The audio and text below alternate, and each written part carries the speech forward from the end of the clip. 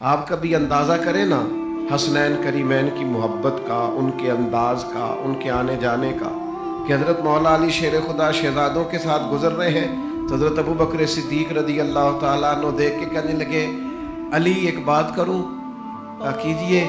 فرمایا ان شہزادوں کے چہرے آپ پر نہیں ہیں، یہ تو سارے کے سارے مدینے والے محبوب پر، یہ تو سارے۔ آپ دیکھ لینا ہمارے اور آپ کے گھروں میں ہوتا نہیں کہ نانا پہ چلا گیا، یہ دادا پہ چلا گیا، یہ سارا ناک تو اس کا جو ہے وہ چچا پہ ہے، اور اس کی ادائیں جو ہیں وہ دیکھو کیسی اپنے والد سے ملتی جلتی۔ حضرت ابو بکر صدیق رضی اللہ تعالیٰ عنہ فرمانے لگے سارے کے سارے، ان کے رخسار بھی، لبہائے لالی بھی، ان کی پیشانی کا نور بھی، اٹھنا بھی، بیٹھنا بھی، چلنا بھی، یعنی دونوں کو اکٹھا کریں تو صورت مصطفیٰ بن جایا کرتی۔ او میرے بھائی، کشش دیکھ اس پیار کی، رنگ دیکھ اس پیار کا۔ حضرت عثمان غنی فرماتے مجھے وہ دن یاد ہے کہ جب دونوں شہزادے ذرا دیر سے حجرے سے نکلے تھے تو محبوب نے مقدس گھٹنے زمین پہ رکھ دی اور بازو کھول دی۔ یہ کوئی میں کسی عام نانا اور نواسا کا پیار بیان نہیں کر رہا، یہ ان کی بات کر رہا ہوں جن کا ہر کام وہی خدا ہے، ان کی بات کر رہا ہوں کہ جن کا اشارہ کر دینا سند ہے، قیامت تک کوئی توڑ نہیں سکتا۔ اور محبوب پاک علیہ السلام کا ان سے پیار کرنا، ان کا ذکر کرنا، روز سنتے ہو باتیں، لیکن ان کا مزہ بھی کبھی تنہائی میں لے کے دیکھو، کبھی ان کی کیفیت بھی ہوتے ہیں کچھ رشتے، مطلب ان میں شدت بڑی ہوتی، کیف بڑا ہوتا ہے۔ میں آپ کو اکثر دیہاتی مثالیں دیتا رہتا ہوں، پھر دیتا ہوں۔ کبھی کبھی دوستوں میں کوئی گفتگو ہو جاتی، بات ہو جاتی، تو کوئی کسی کے والد پر یا دیہاتی ماحول میں یا خاندان پر اعتراض کرتا تو ان پڑھ سادہ اور چھوٹا بچہ بھی کہتا گھر تک نہ جائیں بھائی، وہ میری ریڈ لائن ہے۔ چلیں بعد میں دولت آ گئی، حالات اور ہو گئے، بھائی سے ہی رٹا شروع ہو گیا، جائیداد کا بات الگ ہے، لیکن سارے دکھ آزمائشیں سہنے والا بھائی اور ساری دھوپ اکیلے برداشت کرنے والا بھائی، ہلکا سا کسی نے اس کے بھائی کو تھپڑ لگا دیا تو اس کا جوش، اس کا رنگ، اس کے آنکھوں کی سرخی اور اس کا غصہ سنبھالا نہیں۔ وہ تو میرے پرانو مارے ہیں، تیری جرت کیسے ہوئی؟ میرے بھائی کی طرف تو نہ دیکھ، آنکھیں نکال دوں گا، تو ایک دفعہ آ تو صحیح۔ اور کئی لوگ سنبھال نہیں، یار تو بردبار آدمی ہے، اس نے کہا تو ٹھیک ہے پر اس میرے پرا لاکھ چکی ہے، او بھائی تو حلیم ہے، سیانہ ہے، پڑھا لکھا ہے، لیکن کہتا نہیں تو یہ میرے رشتے کا نہیں پتا، میرے ساتھ جو کرتا میں قبول تھا، پر میرے بھائی کی طرف یہ کیسے ہو گیا؟ رشتوں میں حساسیت ہوتی ہے، وہ حساسیت درد پیدا کرتی ہے، وہ حساسیت جذبہ پیدا کرتی، وہ حساسیت جلال پیدا کرتی، وہ حساسیت، وہ جو باپ اپنے بیٹے کو 2 تھپڑ مار کے ساتھ والے کمرے میں جا کے رو پڑتا ہے نا، غلطی بیٹے نے کی تھی، تھپڑ بنتے تھے، لیکن وہ جو ساتھ والے کمرے میں جا کے رویا، مانا یہ ہے کہ پیار بڑا زیادہ کرتا ہے، بیٹا اچھا بڑا لگتا ہے، اس کا دل نہیں کرتا تھا، مجبوری تھی 2 لگانے کی۔ رشتوں میں حساسیت ہے، یہ میں آپ کی اور اپنی بات کر رہا ہوں، بلا مثال، بلا تشبیہ، کوئی ہاں مثال فٹ نہیں ہوتی، پر خدا را میرے دوستو، ان حدیث کے ان لفظوں کی حساسیت کبھی نہ بھولنا۔ جتنے مرضی لوگ دنیا میں آئے، کلام کریں، گفتگو کریں گے، تقریر کریں گے، واعظ کریں گے، نصیحت کریں گے، لیکن رسول کائنات محبوب کریم علیہ السلام کا یہ فرمان قیامت تک اپنی جگہ پر حساسیت سے قائم رہے گا۔ میرے رسول نے فرمایا حسین منی وانا من الحسین۔ تم ان جملوں کی کتنی کو تشریح کرو گے تم نہیں کر سکتے، اس فکرے پر تم کتنا کو کلام کرو گے کر نہیں سکتے۔ کہاں کھولو گے، کہاں رکو گے، کہاں آگے بڑھو گے؟ کہا حسین منی، اسے سائیڈ پہ سمجھنا ہی نہ، بیگانہ سمجھنا ہی نہ، حسین تو مجھ سے ہے، وانا من الحسین، اور میں، او میرے بھائی اتنی حساسیت، یہ مجھ سے ہے اور میں، بول پڑے نا فاضل بریلوی، کہنے لگے کیا بات رضا اس چمنستان کرم کی، یہ زہرا ہے کلی جس میں حسن اور حسین پھول، میرے عزیز فرمایا یہ دونوں، یہ میرے پھول ہیں، خاص قسم کی اپنے دل میں جگہ بنانا حسنین کریمین کے لیے، تمہارے چہرے کا رنگ بدل جائے جب ان کا نام آئے، جب میرے رسول پاک کی شہزادی کا نام آئے تو تمہاری آنکھیں حیا سے جھک جائیں،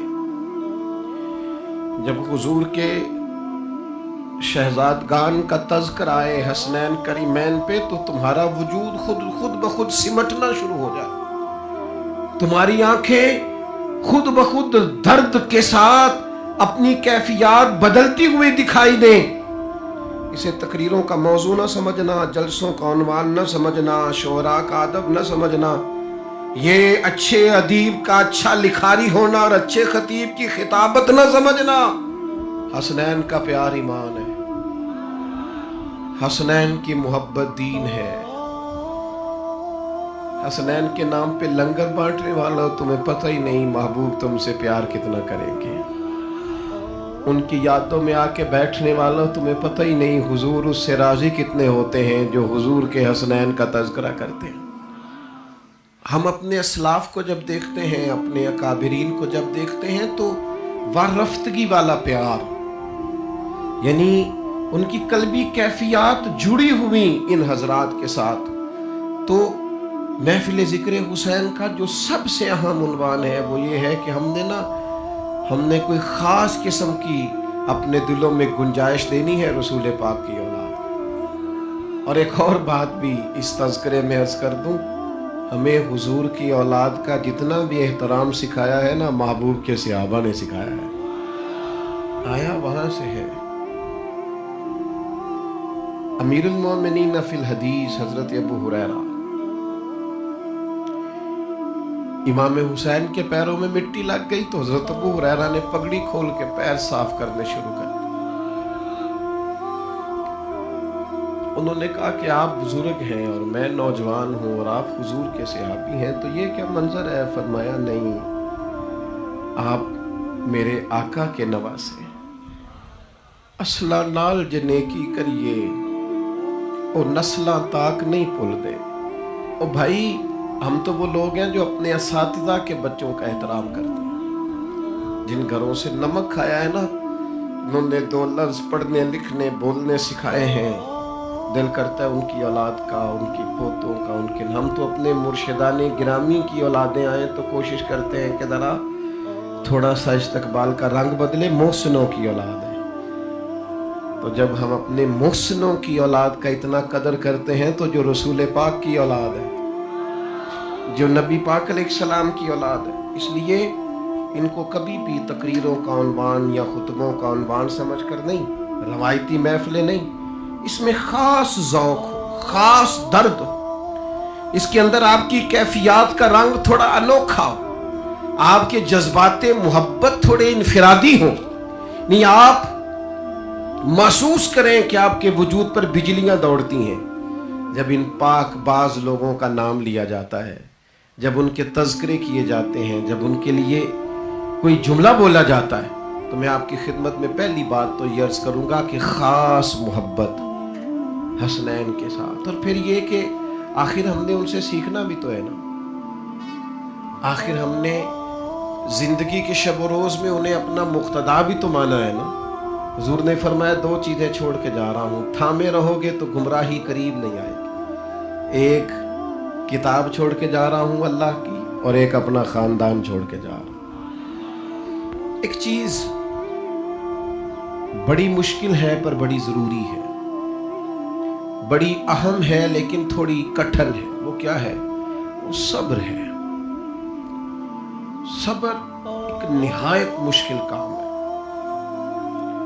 خود قرآن نے کہا وَاسْتَعِينُوا بِالصَّبْرِ وَالصَّلَاةِ وَإِنَّهَا لَكَبِيرَةٌ إِلَّا عَلَى الْخَاشِعِينَ، صبر اور نماز سے مدد لینا پر ہے یہ مشکل، لیکن جو رب سے ڈرے اس کے لیے مشکل نہیں ہے. مشکل صبر اور نماز، لیکن تمہیں ملے گا کیا اگر تم صبر اور نماز سے مدد لو گے؟ یا ایھا الذین آمنوا استعینوا بالصبر والصلاۃ، اے ایمان والو صبر اور نماز سے مدد مانگو. پتہ ہے نتیجہ کیا نکلے گا؟ تم نے صبر کیا تو ہر عمل کی سزا جزا ہوتی ہے. تم نے اب صبر کیا، بہت بڑا عمل کیا، تو جزا کیا ملے گی؟ ان اللہ مع الصابرین. اللہ فرماتا ہے تم رب کو ان کے ساتھ پاؤ گے جو صبر کرتے ہیں. اللہ صبر کرنے والوں کے صبر کی جزا رب کی معیت ہے، یعنی اعمال پر جنت ملتی ہے، صبر کرنے سے جنت والا رب ملتا ہے. میں نے بہت بڑی بات کر دی ہے، اب میں کوئی تشریح نہیں کرنے والا اس کی. معیت الہی صابرین کا مقدر ہے. معیت نبی پاک علیہ الصلوۃ والسلام سے پوچھا گیا سب سے زیادہ آزمائشیں کن پہ آتی ہیں؟ فرمایا انبیاء پہ. حضور اس کے بعد فرمایا اس کے بعد بقدر دین. جتنا کسی کا دین سخت ہوتا ہے، جتنا کوئی دین زیادہ رکھتا ہے، اتنی آزمائش زیادہ. حضور علیہ الصلوۃ والسلام نے فرمایا جیسے جیسے کسی شخص کا مرتبہ دین میں، جیسے جیسے کسی کا مقام دین میں، ویسے ویسے اس کی آزمائشیں آ جاتی ہیں، انسان پر آ جاتی ہیں. اب سمجھنے کی بات یہ ہے کہ یہ آزمائش کیا ہے. حضرت مولا علی شیر خدا رضی اللہ تعالیٰ عنہ فرماتے ہیں یہ جو صبر ہے نا، یہ ایسی سواری ہے جس سواری کو کبھی ٹھوکر نہیں لگتی. اس سواری پہ جو لوگ سوار ہو جاتے ہیں ٹھوکر نہیں لگتی. مطلب کیا ہے کہ یہ لوگ سیدھے صراط مستقیم پہ سفر کرتے کرتے اپنے رب کی بارگاہ میں حاضر ہو جاتے ہیں. صبر ایک نعمت ہے، صبر ایک دولت ہے، صبر استقامت ہے، صبر خوش تدبیری ہے، صبر اللہ اور اس کے رسول کا مطالبہ ہے. صبر کے ساتھ، حوصلے کے ساتھ آگے بڑھنا. جیسے جیسے کوئی دین میں مضبوط، حدیث پاک موجود ہے، تو اب آپ اس حدیث کی روشنی میں دیکھیے نا کہ امام حسین کا صبر کس طرح کا ہوگا، جنہوں نے بچوں کی شہادتیں بھی دیکھی، خدام غلاموں کا شہید ہونا بھی دیکھا، خود بھی راہ خدا میں سارا کچھ پیش کیا. تو حدیث بتاتی ہے پھر اللہ تعالیٰ نے انہیں دین میں کتنا مقام عطا فرمایا ہوگا، کیا پھر ان کے مقامات ہوں گے. صبر آپ کو سیکھنا ہے. اور حضور کی اولاد پاک کی زندگی سے، اسوہ نور سے جو چیز سب سے زیادہ ملتی ہے وہ صبر ہے. میں آپ کی خدمت میں ایک بات عرض کروں، آزمائشیں جتنی زیادہ سخت آتی جاتی ہیں انسان کو اتنا زیادہ مضبوط کرتی جاتی. میرے والد صاحب ایک مثال دیا کرتے تھے، کہتے تھے کسی نے نا پتھر سے پوچھا کہ تو گول کیوں ہے؟ اس نے کہا لوگوں نے ٹھوکریں بڑی ماری ہیں، کسی نے ادھر سے ماری، کسی نے ادھر سے ماری، تو کھا کھا کے نا تو میں پھر سارے کا سارا گول ہو گیا، سخت ہو گیا. ٹھوکریں جو بڑی لگی، ٹھوکر لگتی ہے تو انسان ہم نا تھوڑی آسودہ زندگی کے قائل ہو گئے، مشکلات کے قائل نہیں. ہمارے اسلاف فرمایا کرتے تھے جس کے استاد اسے مشکل میں رکھیں اور جس کے پیر اسے مشکل سے مشکل کام بتائیں، معنی یہ ہے کہ بڑے سے بڑا درجہ دینا چاہتے ہیں، اس سے کچھ کام لینا چاہتے ہیں. لیکن چونکہ ہماری سوسائٹی میں، ماحول میں ایک طبیعت لوگوں کی بن گئی ہے کہ وہ ذرا سی مشکل پر گھبراتے ہیں، ہاتھ پیر پھولنے لگتے ہیں، تکلیف نہیں سہ سکتے.